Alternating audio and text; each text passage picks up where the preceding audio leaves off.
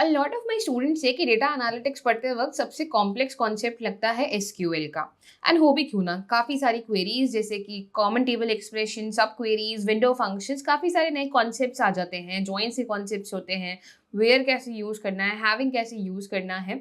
तो काफ़ी सारे कॉन्सेप्ट्स होते हैं एसक्यूएल में जो कि डिफिकल्ट हो सकते हैं, बट इन डिफिकल्ट कॉन्सेप्ट्स को मास्टर करने के लिए आपका फाउंडेशन काफ़ी स्ट्रांग होना ज़रूरी है। एंड इसीलिए हमने आज की ये वीडियो क्रिएट की है। इस वीडियो के अंदर हम बात करने वाले हैं basics of SQL in just 20 minutes, जहाँ पे हम बात करेंगे डेटाबेस के कॉन्सेप्ट्स के बारे में और समझेंगे एसक्यूएल को काफ़ी बेसिक से। So let's get started without wasting more time.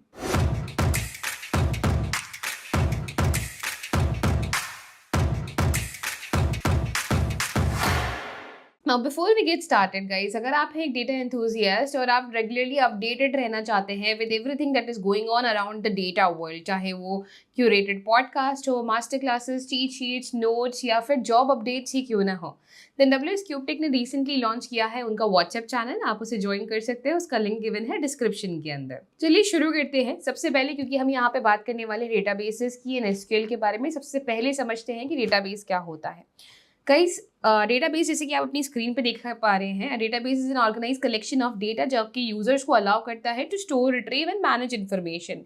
जो भी हमारा ये डेटा होता है, जो कि वेबसाइट से आ रहा है, किसी एप्लीकेशन के थ्रू आ रहा है, ये डेटा कहीं ना कहीं जाके स्टोर होता है और वो जो सोर्स होता है वो डेटाबेसेस का होता है। चाहे फिर ये यूआरएल्स के फॉर्मेट में हो, इमेजेस के फॉर्मेट के अंदर हो, चाहे फिर वो हमारी ही इंफॉर्मेशन हो जो कि हम फिल कर रहे हैं किसी भी एप्लीकेशन के ऊपर, ये सब कुछ जाके एक डेटाबेस के अंदर स्टोर होता है और फिर वहां से हम लोग फेच करने के लिए डिफरेंट क्वेरीज को लिखते हैं। अब डेटाबेसेस के भी काफी सारे टाइप्स होते हैं, जैसे कि रिलेशनल डेटाबेसेस होते हैं, नॉन रिलेशनल डेटाबेसेस होते हैं। सो मैं यहाँ पे एनआरडी लिख रही हूँ जो कि नॉन रिलेशनल डेटाबेसेस हो गया। ऑब्जेक्ट ओरिएंटेड होते हैं एंड ऐसे काफी सारे टाइप्स होते हैं। क्योंकि हम यहाँ पे बात कर रहे हैं एसक्यूएल की, तो हम लोग डील करेंगे रिलेशनल डेटाबेसेस के साथ। समझते हैं रिलेशनल डेटाबेसेस क्या होते हैं। देखो, रिलेशनल डेटाबेस एक ऐसी जगह होती है जहाँ पे जो हमारा डेटा होता है वो रोज एंड कॉलम्स के फॉर्मेट में, यानी कि टैबुलर फॉर्मेट में ऑर्गेनाइज होता है। एक टेबल में हमारे पास क्या होता है, एक टेबल में हमारे पास काफ़ी सारे कॉलम्स होते हैं अलग अलग कैटेगरी के। ये कॉलम्स हो सकते हैं किसी की नेम के बारे में, उनकी एज के बारे में, उनकी सिटी के बारे में, उनके फ़ोन नंबर के बारे में। तो ऐसे काफ़ी सारे कॉलम्स होते हैं और इनके अंदर होती है रोज जो कि हमारी इन्फॉर्मेशन को रखती हैं। कि ABC करके कोई बंदा है जिसकी एज है 27, वो रहता है जयपुर के अंदर और उसका कोई फ़ोन नंबर यहाँ पर है। फिर XYZ करके कोई बंदा है जिसकी एज है 25, वो रहता है उदयपुर में और फिर उसकी कोई इन्फॉर्मेशन है। तो ऐसे काफ़ी सारा रोज ऑफ डेटा होता है। तो जब हमारे पास टैबुलर फॉर्मेट में डेटा होता है, वो जाता है रिलेशनल डेटाबेसेस कैटेगरी के अंदर। बट इसमें एक और चीज़ होती है, हमारा जो यहाँ पे रिलेशनशिप्स होते हैं बिटवीन मल्टीपल टेबल, ऐसा नहीं होता है। आप इमेजिन करो एक अमेजोन की टेबल, तो उसमें ऐसा नहीं होगा कि काफ़ी सारा डेटा एक ही टेबल के अंदर रखा हुआ है। जैसे कि अगर हमने ऑर्डर प्लेस किया तो हमारी ऑर्डर आईडी होती है। तो हम ऑर्डर आईडी की बात कर लेते हैं। ऑर्डर आईडी लिखी हुई होगी, उस ऑर्डर में हमने कौन सा प्रोडक्ट लिया है, वो किस कैटेगरी का है, हमारा नाम आ गया, हमारी सिटी आ गई, हमारा एड्रेस आ गया, हमारा पेमेंट आ गया। ठीक है। और भी यहाँ पे इन्फॉर्मेशन की, डिलीवरी किससे होने वाली है, डिलीवरी का पार्टनर कौन है, कब डिलीवरी का स्टेटस क्या है, कब वो कहाँ पे निकला। तो ये सारी इन्फॉर्मेशन एक ही टेबल के अंदर नहीं होती है। होता क्या है, अलग अलग टेबल्स होती है हमारे पास ऑर्डर्स की टेबल डिफरेंट होती है, हमारे पास कस्टमर्स की टेबल डिफरेंट होती है, हमारे पास प्रोडक्ट्स की टेबल डिफरेंट होती है। और इनको ज्वाइन करने के लिए हमारे पास बीच में आती हैं primary keys and the foreign keys. ठीक है। कैसा भी रिलेशनशिप हो सकता है, जैसे कि ज़रूरी नहीं है कि हमारे पास कस्टमर से प्रोडक्ट जुड़ा हो, ऑर्डर से भी हमारे पास प्रोडक्ट जुड़ा हुआ हो सकता है। कैसे जुड़ा हो सकता है, between primary keys and foreign keys. Primary की, फॉरेन की क्या होती है, प्राइमरी की is nothing but a unique की, कोई भी यूनिक आइडेंटिटी किसी भी रो की। ठीक है। जैसे कि अगर मैं अपनी बात करूँ, हमारे लिए आधार कार्ड हमारा एक यूनिक आइडेंटिटी नंबर है। वो आपका जो आधार कार्ड नंबर है वो किसी और का नहीं हो सकता। तो यहाँ पे आधार कार्ड नंबर आपकी यूनिक आइडेंटिटी हो गई। ऑर्डर जब हम लोग प्लेस करते हैं अमेजोन पे, जब हम लोग उनको कंप्लेंट डालते हैं, वो बोलते हैं कि आपका ऑर्डर नंबर कौन सा है। क्यों? क्योंकि वो आपके ऑर्डर का यूनिक आइडेंटिटी है। तो ऐसे ही ऑर्डर आईडी होती है। अगर हम कस्टमर पे जाएं तो कस्टमर आईडी होती है। तो कस्टमर आईडी हर कस्टमर की प्राइमरी की होगी। कस्टमर आईडी क्या हो गया, प्राइमरी की हो गई कि मैं C001 हूँ, तो मैं C00 नाम से मेरी इन्फॉर्मेशन यहाँ पे स्टोर्ड होगी। अब जब जब मैं ऑर्डर करूंगी तो वहां पे मेरी पूरी डिटेल्स नहीं दिखाई जाएगी, बट मेरी कस्टमर आईडी आ जाएगी जो कि रिलेशनशिप बना रही होगी कस्टमर्स टेबल के साथ। ऐसे ही अगर मैंने प्रोडक्ट में लेट्स से कोई फ़ोन ऑर्डर किया है, तो ऐसा नहीं होगा कि वो प्रोडक्ट की सारी इन्फॉर्मेशन यहाँ पे रखी होगी। यहाँ पे होगा उस प्रोडक्ट की आईडी। जो कि होगी एक फॉरेन की, और प्रोडक्ट की जो मेजर आईडी है जो कि प्राइमरी की है वो लाई करेगी हमारी प्रोडक्ट्स टेबल के अंदर। तो यहाँ पे ये प्राइमरी की कहलाएगी। अब प्राइमरी की के फीचर्स क्या होते हैं? प्राइमरी की के फीचर्स होते हैं, ये होती है यूनिक माने कि इसकी जैसी और कोई नहीं होगी। अगर आपकी ऑर्डर आईडी है तो ऑर्डर आईडी आपकी ऑर्डर आईडी वो किसी और का नहीं हो सकता। कोई प्रोडक्ट आप बाय कर रहे हो, उसका कोई प्रोडक्ट नंबर है तो वो प्रोडक्ट नंबर किसी और प्रोडक्ट का नहीं हो सकता। आपका जो कस्टमर नंबर है वो किसी और कस्टमर का नहीं हो सकता। तो ये होते हैं यूनिक फीचर्स, यूनिक होते हैं ये। और होते हैं नॉट नल, इसके अंदर नल वैल्यूज़ नहीं आती हैं। प्राइमरी की का एक कांस्टेंट होता है कि आपकी जो वैल्यूज़ होंगी वो यूनिक होंगी और वो नल नहीं होंगी। वहीं एट द सेम टाइम वही फॉरेन की नल भी हो सकती हैं और डुप्लीकेट भी हो सकती हैं। क्यों डुप्लीकेट होंगी इसको भी समझ लेते हैं। मैं एज अ कस्टमर हूँ, मेरी कस्टमर आईडी है लेट्स से C001, ठीक है। मैंने ऑर्डर प्लेस किया, मैं ज़रूरी थोड़ी एक ही ऑर्डर प्लेस करूँगी, हो सकता है हर महीने ऑर्डर प्लेस कर रही हूँ या साल में 2 बार ऑर्डर प्लेस कर रही हूँ, बट जब ऑर्डर प्लेस कर रही हूँ तो मेरी ये कस्टमर जो आईडी है ये रिपीट हो रही है किसके अंदर? ऑर्डर्स टेबल के अंदर, जिसको वो फॉरेन की बना रही है। तो कस्टमर आईडी कस्टमर टेबल की तो प्राइमरी की है, बट वही कस्टमर आईडी आपके ऑर्डर्स टेबल की फॉरेन की हो गई। तो ये होता है रिलेशनल डेटाबेसेस के अंदर कि टेबल्स बनाई जाती हैं बहुत सारी, उनके बीच में रिलेशनशिप्स होते हैं जो कि प्राइमरी की एंड फॉरेन कीज के बेसिस के ऊपर होते हैं। अब रिलेशनल डेटाबेसेस के अंदर कौन कौन से डेटाबेसेस आ जाते हैं हमारे पास? MySQL इसकी कैटेगरी के अंदर आता है, PostgreSQL इसकी कैटेगरी के अंदर आता है, Oracle आता है। सारे RDBMS के एग्जाम्पल्स है। MySQL ले लो, MS SQL ले लो, PostgreSQL ले लो, Oracle ले लो, ये सब कुछ RDBMS के एग्जाम्पल्स है। ये सब कुछ SQL का यूज करते हैं। अब बात आती है SQL में बोल तो रही हूँ, पर SQL है क्या? देखो, SQL stands for structured query language. Structured query language होती है, SQL का फुल फॉर्म होता है स्ट्रक्चर्ड क्वेरी लैंग्वेज। ये लैंग्वेज होती है डेटाबेसेस की लैंग्वेज। अभी आप लोग मुझे समझ पा रहे हो क्यों? क्योंकि मैं ऐसी लैंग्वेज बोल रही हूँ जो कि आपको समझ में आती है। हिंदी आपको समझ में आती है तो आप हिंदी समझ पा रहे हो। ऐसे ही अगर हमें डेटाबेसेस को कोई भी चीज़ समझानी है तो हमें डेटाबेस की लैंग्वेज बोलनी पड़ेगी, और SQL वैसे ही हमारे SQL डेटाबेसेस की लैंग्वेज है। So it's a language which allows us to interact with the databases. ये वो लैंग्वेज है जो कि हमें रिलेशनल डेटाबेसेस से इंटरैक्ट करने में अलाउ करती है। अब SQL के अंदर क्या क्या होता है? प्राइमरी की फॉरेन की तो होती है। SQL लिखते वक्त जब हम लोग SQL में कोई भी चीज़ लिख रहे हैं तो वहाँ पे मेजर ऑपरेशंस आते हैं CRUD, जो कि हमारे डेटाबेसेस करते हैं। C का मतलब क्रिएट, यानी कि आप कोई भी डेटाबेस कोई टेबल क्रिएट कर सकते हो। R का मतलब होता है रीड या फिर रिट्रीव भी हम इसे बोल सकते हैं। U का मतलब होता है कोई भी चीज़ अपडेट करना कि भाई ठीक है, कल को मैं दिल्ली रह रही थी, अभी मैं जयपुर शिफ्ट हो गई हूँ, तो अपडेट करनी है मुझे वो एंट्री, तो उसको मैं अपडेट कर सकती हूँ। एंड डिलीट माने कि कोई भी आपको एंट्री डिलीट करनी है। तो यहाँ पे नेक्स्ट आता है D फॉर डिलीट। तो हमारे पास हो गया creation of databases, updation of them, deletion of them, जो कि एक डेटा एनालिस्ट नहीं करता है। उसका डेटा एनालिस्ट का काम होता है रीड यानी कि रिट्रीवल ऑफ डेटा, कि जो डेटाबेस के अंदर डेटा आ रहा है, वेबसाइट से आ रहा है, एप्लीकेशन से आ रहा है, कोई और प्लेटफॉर्म से आ रहा है, अब उसको रीड करना, उसको एनालाइज करना, ये काम होता है मेजरली डेटा एनालिस्ट का। ठीक है। अब रीड करने के लिए कैसे रीड करेगा कोई भी बंदा, तो उसके लिए क्या क्वेरी लिखी जाती है उसको भी समझते हैं, क्योंकि आज हम बेसिक्स के बारे में बात करें तो बहुत ज़्यादा डीप डाइव नहीं करेंगे, बहुत सिंपली बेसिक्स को ही समझेंगे। रिट्रीवल करते हैं, ठीक है। तो रिट्रीवल करने के लिए चलते हैं MySQL के ऊपर। ये ध्यान रखिएगा कि MySQL कैसे इंस्टॉल करना है, उसका भी वीडियो हमने डाला हुआ है चैनल के ऊपर, आप उसे भी गो थ्रू कर सकते हैं, लिंक आपको डिस्क्रिप्शन के अंदर मिल जाएगा। Guys, hope you are enjoying learning SQL with me. अगर आपको SQL पसंद आ रहा है और आप SQL जैसे काफ़ी सारे और भी टूल्स मुझसे सीखना चाहते हैं, जैसे कि Excel, Power BI, Python, machine learning, then WS Cube Tech ने रिसेंटली लॉन्च किया है उनका डेटा एनालिटिक्स मेंटोरशिप प्रोग्राम, जिसका नया कोहॉर्ट स्टार्ट होने वाला है।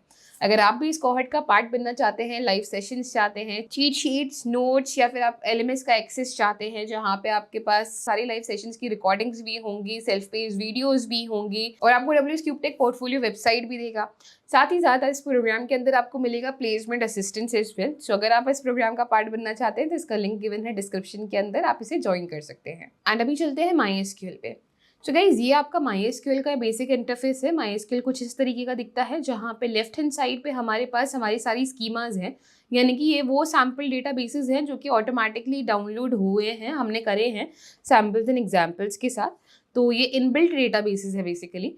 आप यहाँ पे जो आइकन देख रहे हैं, जो उसमें हमारे पास 3 ऐसे स्लैब्स हैं, इसे डेटाबेस का आइकन बोला जाता है। एक डेटाबेस के अंदर काफ़ी सारी टेबल्स होती हैं, जैसे कि आपके पास एक्सेल शीट होती है ना, कि एक एक्सेल वर्कबुक है, एक्सेल वर्कबुक के अंदर काफ़ी सारी शीट है, तो वो उसी तरह से डेटाबेस होता है कि एक पूरा डेटाबेस है सकीला नाम का, जहाँ पे हमारे पास काफ़ी सारी टेबल हैं।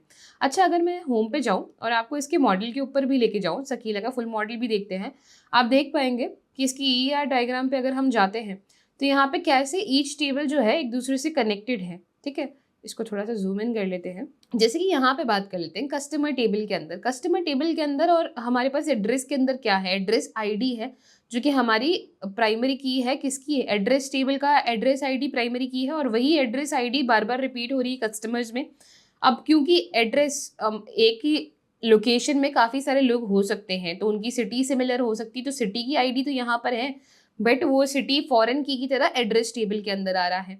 ऐसे ही कंट्री, एक कंट्री में काफ़ी सारी सिटीज़ हो सकती है, तो कंट्री की आईडी तो यहाँ पे प्राइमरी हो गई, बट वही फॉरेन की तरह सिटी टेबल के अंदर आ रही है। तो ऐसे टेबल्स एक दूसरे से कनेक्टेड होती है रिलेशनल डेटाबेसेस के अंदर। अभी बात करते हैं, जैसे ये सकीला डेटाबेस है जो कि हमारे पास इनबिल्ट निकल के आया है, तो यहाँ पे एक मैं सेक्शन क्रिएट कर लेती हूँ, फॉन्ट साइज इंक्रीज कर लेते हैं एंड लिखते हैं कोई क्वेरी, सिलेक्ट एवरीथिंग फ्रॉम सकीला। यहाँ पे टेबल दिख रही है, तो कोई टेबल को कॉल कर लेते हैं, तो हम यहाँ पे let's say country table call कर लेते हैं। इसको कॉल करते ही इसको रन कराते हैं, रन कराने का शॉर्टकट है Ctrl+Enter। ठीक है, अब यहाँ पे मैंने बोला select everything from Sakila dot country, तो ये क्या है? यहाँ पे सिलेक्ट जब हम बोल रहे हैं तो सिलेक्ट का काम होता है टू रीड, सिलेक्ट का काम होता है रीड करने का, कि रीड करना है। रीड क्या करना है? कॉलम्स करने हैं। तो कॉलम्स के केस में अगर आपको कॉलम के नाम डिफाइन करने हैं कि मुझे कंट्री कॉलम ही चाहिए या मुझे सिर्फ नेम कॉलम ही चाहिए, सिटी कॉलम ही चाहिए, तो आप नाम लिख दीजिए। पर अगर आपको चाहिए कि नहीं मुझे तो सारे कॉलम्स चाहिए, तो उस केस में एस्ट्रिक का यूज़ किया जाता है, जो कि हमें सारे कॉलम्स ला के देता है उस पर्टिकुलर टेबल के। तो सिलेक्ट कॉलम्स, उसके बाद आता है फ्रॉम। फ्रॉम का यूज़ किया जाता है कि सिलेक्ट करने हैं कॉलम, बट कहाँ से? तो टेबल बताओ, टेबल किस डेटाबेस के अंदर है, तो डेटाबेस का नाम यहाँ पे डॉट टेबल का नाम आएगा, टेबल नेम। ठीक है, ये सिंपल आपकी क्वेरी होती है जिसको क्लोज किया जाता है सेमी कॉलन के साथ।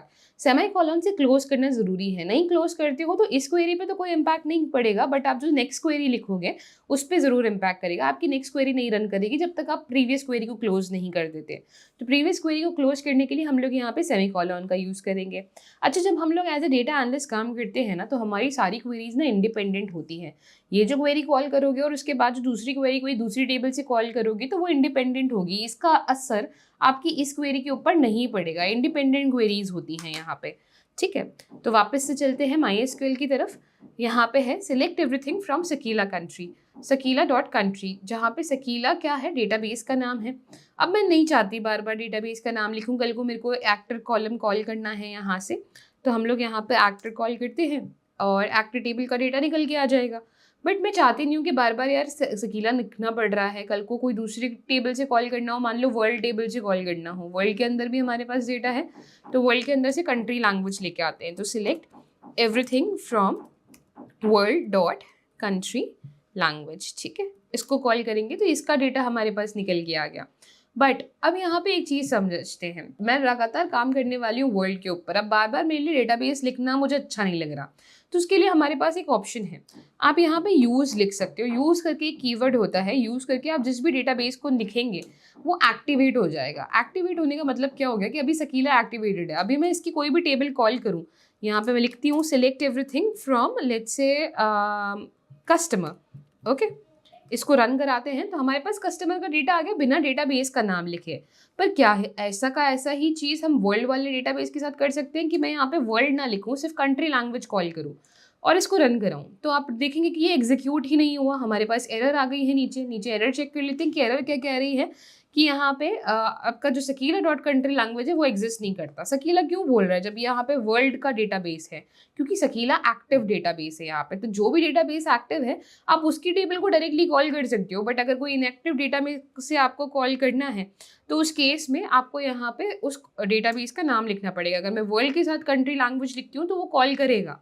ठीक है, अगर मुझे अब कस्टमर्स का डेटा चाहिए जो कि सकीला के अंदर है, वो तब भी कॉल करेगा। क्यों? क्योंकि सकीला का डेटाबेस यहाँ पे एक्टिव हो रखा है। तो एक्टिव करने के लिए आप यूज़ नाम का कीवर्ड कर सकते हो, यूज़, या फिर डबल टैप भी कर सकते हो। तो वर्ल्ड को मैं डबल टैप करूँगी तो वर्ल्ड एक्टिव हो गया। सकीला को डबल टैप करेंगे तो सकीला एक्टिव हो जाएगा। एक्टिव होने का साइन कैसे दिखेगा? बोल्ड हो जाएगा ये। अभी देखो, अभी आप तीनों डेटाबेसेस को अगर कंपेयर करोगे तो SYS एंड वर्ल्ड, ये दोनों यहाँ पे बोल्ड में नहीं है, बट सकीला बोल्ड में है। तो जो बोल्ड में है वो एक्टिव है और उसकी टेबल को डायरेक्टली कॉल किया जा सकता है। तो ये हुई आपकी बेसिक क्वेरी। अब कस्टमर्स का डेटा तो कॉल कर लिया। कस्टमर्स में हमारे पास कस्टमर्स हैं जिनका एड्रेस आईडीज गिवन है, यहाँ पे अलग अलग एड्रेस आईडीज यहाँ पे मेंशन्ड है। ठीक है, लास्ट अपडेट कब हुआ था, क्रिएट डेट क्या था, एक्टिव है बंदा या नहीं है। तो यहाँ पे एक्टिव में 0 और 1 लिखा हुआ है। तो चलो, अगर मैं यहाँ पे चाहती हूँ कि मुझे सिर्फ एक्टिव कस्टमर्स का डेटा चाहिए, तो मैं उसके लिए क्या करूँगी, यहाँ पे लिखूंगी सिलेक्ट एवरीथिंग फ्रॉम, और सिर्फ उनका अगर फर्स्ट नेम लास्ट नेम ही चाहिए तो वो भी देख लेते हैं कि मैं यहाँ पे फर्स्ट अंडरस्कोर नेम। अच्छा, SQL ना केस सेंसिटिव नहीं होता है, तो आप स्मॉल केसेस में लिखो, अपर केसेस में लिखो, फर्क नहीं पड़ेगा। ठीक है, और आपकी जो क्वेरीज हैं वो क्लोज होने से मतलब है।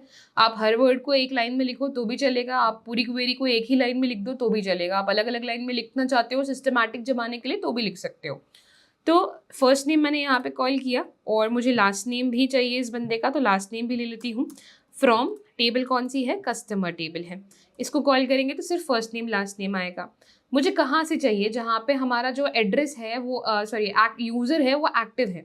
तो जहाँ पे हमारा जो एक्टिव है, वेयर एक्टिव, एक्टिव लिखा हुआ था, कॉलम का नाम, एक्टिव की वैल्यू कितनी हो? 1। तो वहाँ का डेटा अगर मुझे चाहिए, अब कैसे पता पड़े कि एक्टिव है या नहीं ये यूज़र? तो एक्टिव वाला कॉलम भी हम यहाँ पे कॉल कर लेते हैं। तो यहाँ पे जहाँ जहाँ पे 1 लिखा हुआ है, आप थ्रू आउट देख लो डेटाबेस के अंदर, जहाँ जहाँ पे 1 लिखा हुआ है सिर्फ वही डेटा आ रहा है। चलो, मुझे जहाँ पे 0 लिखा है वहाँ का डेटा चाहिए, तो मैं यहाँ पे 0 लिख सकती हूँ। तो ये हमारे अनएक्टिव यूजर्स हैं। ठीक है, तो इस तरह से हम लोग वेयर कंडीशन दे सकते हैं कि हमें डेटा तो चाहिए पर किसी स्पेसिफिक कंडीशन का, कि जहाँ पे हमारा जो यूज़र है वो एक्टिव होना ज़रूरी है, या आप कोई और कंडीशन भी यहाँ पे दे सकते हो। फॉर एग्जाम्पल, हम यहाँ पे कॉल कर लेते हैं, लेट्स से पेमेंट हो। ठीक है, तो सिलेक्ट एवरीथिंग फ्रॉम पेमेंट। ठीक है, पेमेंट में हमारे पास काफ़ी सारी चीज़ें हैं। मैं पेमेंट में बोल देती हूँ जहाँ पे हमारा अमाउंट जो है वो 5 से ज़्यादा है, मुझे वो सारी रोज़ निकाल के दीजिए। तो select everything from payment where amount is greater than let's say 5। इसको अगर हम रन करते हैं तो यहाँ पे जहाँ जहाँ हमारा अमाउंट 5 से ज़्यादा का है, सिर्फ वही डेटा हमारे पास यहाँ पे निकल के आ पा रहा है। तो इसे कहते हैं वेयर कंडीशन, कि आपको डेटा तो चाहिए पर किसी स्पेसिफिक कंडीशन के बेसिस के ऊपर चाहिए, तो वहाँ पे वेयर क्लॉज का यूज़ किया जाता है। अब वेयर के साथ हम मल्टीपल कंडीशन दे सकते हैं, जैसे कि मुझे सिर्फ कस्टमर ID 1 का डेटा चाहिए जहाँ पे 5 से ज़्यादा अमाउंट है। 2 कंडीशन दे रही हूँ। 2 कंडीशन क्या है? एक तो कस्टमर ID 1 होनी चाहिए, अमाउंट 5 से ज़्यादा होना चाहिए। तो मैं यहाँ पे अगर दोनों कंडीशन का ट्रू होना चाहती हूँ तो मैं यहाँ पे यूज़ करूँगी एंड ऑपरेटर का। एंड ऑपरेटर का यूज़ किया जाता है जब आप चाहते हो कि जितनी भी कंडीशन आपने दी वो सारी सेटिस्फाई होनी ज़रूरी है। मैं चाहती हूँ कि बंदे का अमाउंट जो है वो 5 से ज़्यादा हो और कस्टमर ID 1 हो, तो हम यहाँ पे लिख देते हैं कि कस्टमर ID जो हो वो 1 के बराबर हो। इसको कॉल करेंगे तो सिर्फ कस्टमर ID 1 का जहाँ पे अमाउंट 5 से ज़्यादा है वो डेटा निकल के आ रहा है। ठीक है, आप चाहो तो अलग अलग लाइन में भी लिख सकते हो, कंट्रोल एंटर से रन कर सकते हैं, स्टिल हमारे पास सेम आउटपुट आएगा। तो हमने क्या बोला कि हमें चाहिए सब कुछ पेमेंट टेबल में से जहाँ पे अमाउंट की value is greater than 5 and the customer ID is equal to 1। तो ये हमें यहाँ पे एंड का ऑपरेटर हो गया। सिमिलरली हमारे पास और एंड नॉट ऑपरेटर भी होते हैं। और ऑपरेटर का यूज़ कब किया जाता है? चलो मैं बोल देती हूँ कि कस्टमर ID चाहे 1 हो या चाहे 2 हो, दोनों में से किसी का भी दे देना। तो मैं यहाँ पे क्या करूँगी, customer ID is equals to 1 और customer ID is equals to 2, ऐसा करके ब्रैकेट क्लोज कर देते हैं। तो हमारे पास आप देखेंगे 1 और 2 दोनों का हमारे पास डेटा आ गया जहाँ पे अमाउंट जो है वो 5 से ज़्यादा ही है। तो चाहे कस्टमर ID 1 चूज करी या कस्टमर ID 2 चूज करो, दोनों में से अगर कोई सी भी कस्टमर ID यहाँ पे आ रही है और अमाउंट 5 से ज़्यादा है तो उस केस में उस कस्टमर का डेटा हमारे लिए निकल के आ जाएगा। तो और का मतलब होता है कि दोनों में से एक कंडीशन सही होनी ज़रूरी है। और का मतलब हुआ कि दोनों में से एक कंडीशन ट्रू होनी ज़रूरी है। ऐसे ही एक लास्ट आता है नॉट। ठीक है, कि मुझे चाहिए सारे कस्टमर का डेटा सिवाय कस्टमर नंबर 1 के। तो मैं क्या बोलूँगी, select everything from customers where customer ID and I think ये कस्टमर है टेबल का नाम ना, कस्टमर्स नहीं, where ID is equal to 1। इससे क्या होगा कि जितनी जहाँ पे भी कस्टमर ID की वैल्यू 1 है वो निकल के आ गई। अच्छा, कस्टमर नहीं है, एक्चुअली पेमेंट्स में से चाहिए था हमें ये डेटा ना, तो पेमेंट में से ले आते, तो जहाँ जहाँ पे कस्टमर ID 1 है वहाँ का डेटा आ गया। मुझे 1 को छोड़ के सबका डेटा चाहिए, तो मैं क्या लिखूंगी यहाँ पे, where not customer ID is equal to 1। तो आप देखेंगे कि कस्टमर ID 2 से चालू हो रहे हैं, हम लोग 3 पे भी जा रहे हैं, 4 पे भी जा रहे हैं, बट 1 है ही नहीं, 1 है ही नहीं, स्टार्टिंग ही 2 से हो रही है हमारी। तो नॉट का काम होता है किसी भी चीज़ का ऑपोजिट रिजल्ट देना, कि मुझे इसके अलावा सब कुछ चाहिए, तो वहाँ पे नॉट का यूज किया जाता है। तो ये आपका हुआ बेसिक वेयर कंडीशन के साथ एंड और एंड नॉट ऑपरेटर। एंड का मतलब सारी कंडीशंस ट्रू होनी जरूरी है, और का मतलब one of the condition true होनी जरूरी है। नॉट का मतलब है जो भी आ रहा है उसका ऑपोजिट रिजल्ट हमारे पास निकल के आएगा। ठीक है, इसी के बाद डिस्कस कर लेते हैं ऑर्डर बाय को। एक सिंपल चीज कि अगर हमें हमारे डेटा को अरेंज करना हो असेंडिंग ऑर्डर के अंदर, कि जैसे मेरे पास यहाँ पे सिलेक्ट एवरीथिंग फ्रॉम पेमेंट है, ठीक है, क्लोज कर लेते हैं क्वेरी, नेक्स्ट लाइन में चल लेते हैं। Select everything from payment call किया, अब मैं चाहती हूँ अमाउंट के बेसिस पे या असेंडिंग ऑर्डर में आ जाए, तो मैं इसके लिए यहाँ पे यूज करूंगी ऑर्डर बाय। ऑर्डर बाय का मतलब हो गया असेंडिंग में जमा हो, किसके बेसिस पे जमा हो, अमाउंट के बेसिस पे जमा हो। तो अमाउंट के बेसिस में असेंडिंग में आ गया, जहाँ पे अमाउंट 0 है फिर वो आ रहा है, फिर 0.99 आ रहा है, 0.99 के बाद 1 आ जाएगा आई गेस। थोड़ा सा और स्क्रॉल कर लेते हैं, बहुत सारा स्क्रॉल करना पड़ रहा है, ठीक है। ओके, अब 0.99 के बाद सीधा 2.99 हमारे पास आ गया है। ठीक है, तो इस तरह से हमारे पास ऑर्डर बाय हो गया। अब आप क्या होगे कि यार ये तो असेंडिंग है, डिसेंडिंग में कैसे करना है। डिसेंडिंग में करने के लिए कुछ नहीं, अमाउंट के बाद लिखो डिसेंडिंग। देखो by default order by ascending देता है, बट अगर डिसेंडिंग चाहिए तो आपके कॉलम के नाम के बाद आप डिसेंडिंग लिखोगे, तो आपके अमाउंट अब 11.99 से स्टार्ट हो रहे हैं एंड ग्रेजुअली ये कम होते जाएंगे। तो ये हो गया हमारे पास ऑर्डर बाय। इस तरह से ऑर्डर बाय को यूज किया जाता है।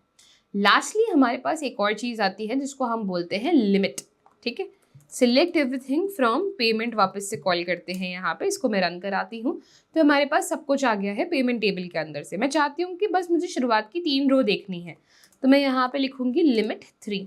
लिमिट 3 से क्या होगा, शुरुआत की सिर्फ 3 रो दिखेंगी। ये ऐसे कुछ नहीं बता रहा कि ऑर्डर बाय करने के बाद लिमिट या टॉप 3 बॉटम 3, नहीं, बस जैसा आपका डेटा है उसकी शुरुआत की 3 रोज ला के दे रहा है। अगर आप यहाँ पे 2,3 लिखोगे तो फिर क्या होगा, देखो 2 का यूज किया जाता है ऑफसेट देने के लिए, कि 2 छोड़ के 3 रोज दे देना, स्टार्टिंग की 2 रो छोड़ के 3 रो दे देना। तो अगर कभी ऑफसेट देना हो कि मुझे यहाँ पे 3 रो को स्किप करके फिर 3 रो देनी है, तो उस केस में हम लोग ऑफसेट देते हैं। यहाँ पे पहली वैल्यू को देते हैं जो हमें नंबर ऑफ रोज स्किप करनी है, और दूसरी जो वैल्यू होती है वो नंबर ऑफ रोज जो रिटर्न करनी है। तो अगर मैं यहाँ पे ऐसा करती हूँ तो 2 छोड़ के 3 रोज हमें रिटर्न हो जाएगी। अगर मैं यहाँ पे 6 लिखती हूँ तो 2 छोड़ के नेक्स्ट 6 रोज हमारे पास आ जाएंगी। तो स्टार्टिंग की 2 छोड़ के नेक्स्ट 6 रोज हमारे पास निकल के आ गई। ये काम होता है लिमिट का। तो ये सब आते हैं आपके बेसिक क्वेरीज के अंदर। अभी तक हमने डिस्कस किया कि कैसे हम लोग डेटा को रिट्रीव कर सकते हैं, वेयर कंडीशन को यूज कर सकते हैं, वेयर के साथ कैसे एंड और एंड नॉट यूज किया जाता है, ऑर्डर बाय कैसे किया जाता है, और लिमिट को किस तरह से यूज किया जाता है। तो गाइस ये थे आपके एसक्यूएल के बेसिक्स, कि एसक्यूएल के अंदर बेसिक कैटेगरीज के अंदर हमारे पास ये सारी चीजें आती हैं। अब अगर एसक्यूएल थोड़ा समझ में आ रहा है और पसंद आ रहा है और आप एसक्यूएल को एंड तक देखना चाहते हैं, तो हमारी ही प्लेलिस्ट है जिसको आप चेकआउट कर सकते हो, जहाँ पे हमने एसक्यूएल के बारे में थ्रू एंड थ्रू बाकी सारे फंक्शंस के बारे में डिस्कस किया हुआ है। So you can check out our entire course on MySQL as well. I hope ये वीडियो आपको पसंद आई हो और जो बेसिक कॉन्सेप्ट्स हैं एसक्यूएल के वो आपको समझ आए हों। अगर ये वीडियो पसंद आई है तो जरूर लाइक शेयर एंड सब्सक्राइब करें। And for more such video stay tuned guys.